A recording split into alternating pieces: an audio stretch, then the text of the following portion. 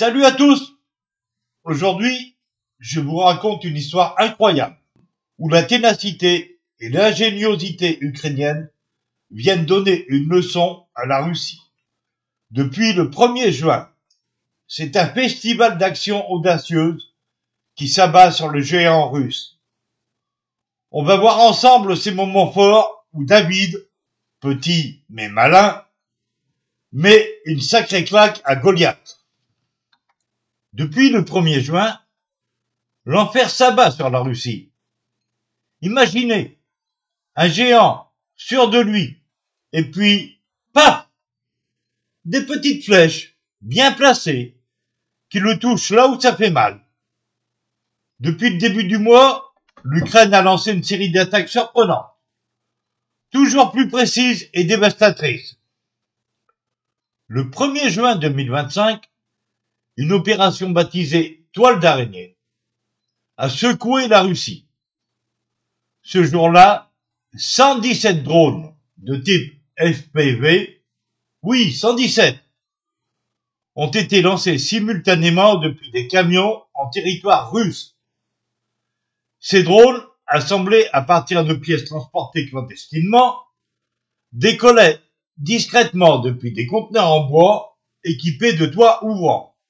Un vrai coup de génie logistique. Vous vous demandez sûrement qui aurait cru que 117 petits drones, coûtant à peine quelques centaines d'euros chacun, pourraient infliger autant de dégâts. Eh bien, c'est exactement ce qui s'est passé.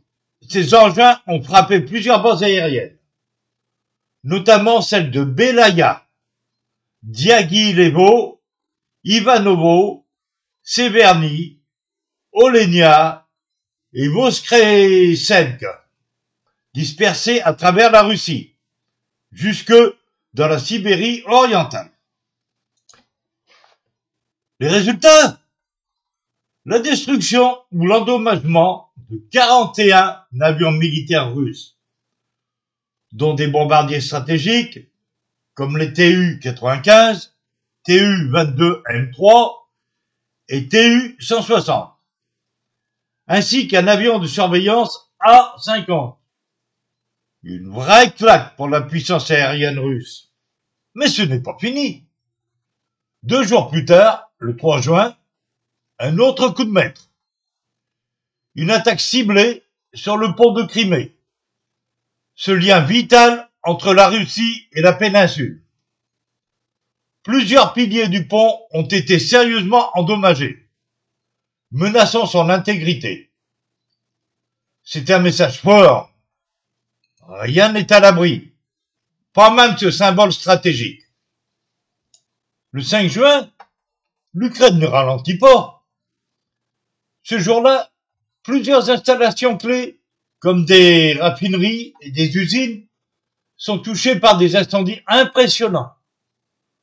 En parallèle, 4 lanceurs de missiles sol-air russes, S-300 et S-400, sont détruits, affaiblissant sérieusement la défense aérienne. Et pour montrer qu'elle ne connaît pas de limite, l'Ukraine frappe même en Sibérie, avec une attaque sur la base aérienne de Belaya, un coup de maître qui prend la Russie de court, loin du front habituel. Bravo! Bien joué les gars! Ces actions, menées avec courage et ruse, montrent que la ténacité peut faire vaciller les plus puissants. David a vraiment mis une bonne claque à Goliath ces derniers jours.